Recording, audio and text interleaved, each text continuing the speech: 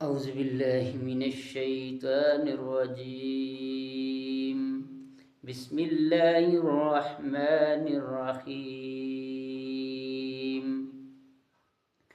والذين يرمون المحسنات ثم لم يأتوا بأربعة شهداء فاجلدوهم 80 جلدة ولا تقبلوا لهم شهادة أبدا وأولئك هم الفاسقون إلا الذين تابوا من بعد ذلك فأصلحوا فإن الله غفور رحیم.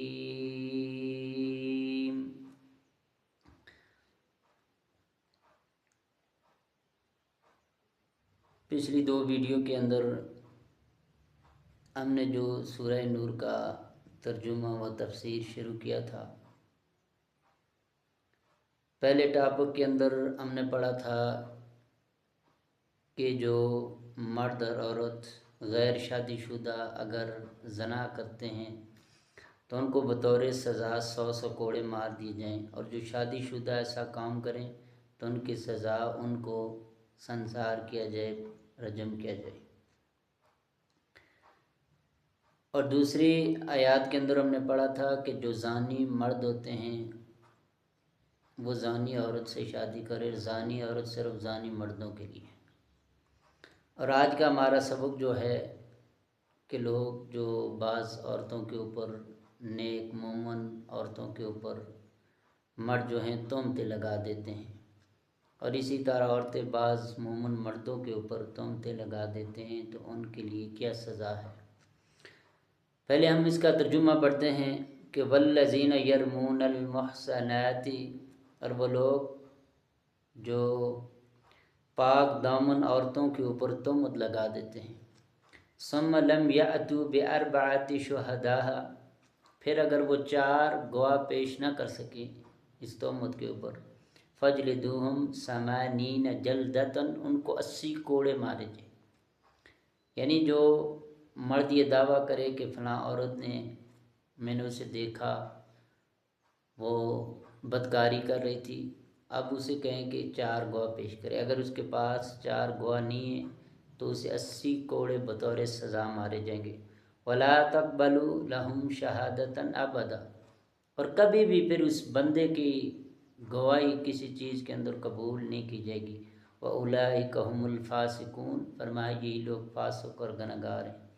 إِلَّا الَّذِينَ تَابُوا، مگر وہ لوگ جو توبہ کر لیں اپنی اس غلطی سے، من بعد ذالک، اس کے بعد، وَأَصْلَحُوا، اور اصلاح کر لیں اپنی کہ آج کے بعد ایسا کام نہیں کریں گے.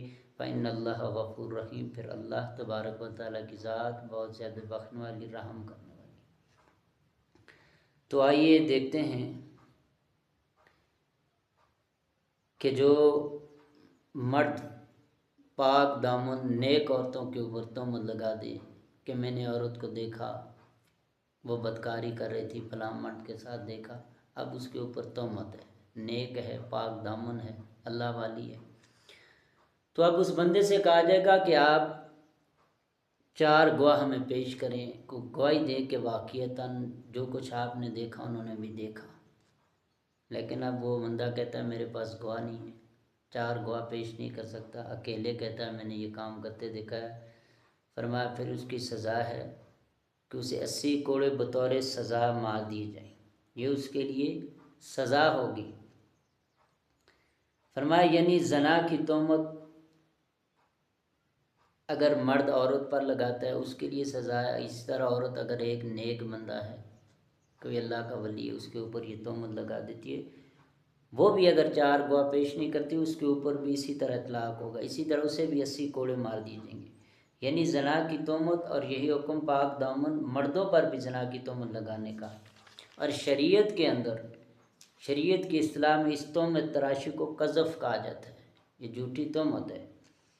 اور اس بات پر بہت سے فقہا کا اتفاق بھی ہے کہ توبہ سے قذف کی سزا ساقط نہیں ہوتی. اس پر بھی اتفاق ہے کہ توبہ کرنے والا فاسق تو نہیں رہے گا، اپنے گناہ سے اپنی غلطی سے وہ معافی مانگ لے گا اور اللہ تبارک و تعالیٰ اسے معاف فرما دے گا۔ البتہ اس میں اختلاف اس چیز کا ہے کہ آیا اب اس بندے کی توبہ کر لینے کے بعد اس کی شہادت کبھی بھی کسی چیز کے اندر گواہی قبول ہوگی کہ نہیں، تو اس کے اندر بھی اختلاف۔ حنفیہ کے نزدیک اس بندے کی اب توبہ کرنے کے بعد بھی کوئی بھی اس کی جو ہے قابل قبول گواہی نہیں ہوگی، لیکن امام شافعی رحمۃ اللہ علیہ، امام مالک رحمۃ اللہ علیہ اور امام احمد بن حنبل رحمۃ اللہ اس شہادت کو قابل قبول سمجھتے ہیں۔ تو اس لیے اس آیت کریمہ سے یہ بات ثابت ہوئی کہ کبھی بھی کسی بندے کو کسی مسلمان مومن مواعد عورت کے اوپر بغیر ثبوت کے، بغیر گواہوں کی جھوٹی تہمت نہیں لگانی چاہیے۔ اگر وہ تہمت لگاتا ہے، اگر ایک عورت نیک ہے، نمازی ہے، پرہیزگار ہے، مومن ہے، تو معاشرے کے اندر بھی اس کی بدنامی ہو جاتی ہے، خاندان کے اندر اس کی بدنامی ہو جاتی ہے، اور اسی طرح ایک مرد ہے تو اس کے اوپر اگر اس طرح کی جھوٹی تہمت، جھوٹا الزام لگا دیا جائے، اس کی بھی بدنامی ہے۔ تو اس لیے شریعت نے، اللہ تبارک و تعالیٰ نے قرآن کے اندر اس کی سزا مقرر کر دی کہ ایسا کام کرنے والے کو بطور سزا 80 کوڑے مار دی جائیں، تاکہ کل کوئی دوسرا مرد کسی مومن نیک مواعد عورت کے اوپر ایسی تہمت نہ لگائے، اور نہ ہی عورت کسی مرد کے اوپر تہمت لگائے۔ اللہ سے دعا ہے اللہ ایسی تہمتوں سے ہمیں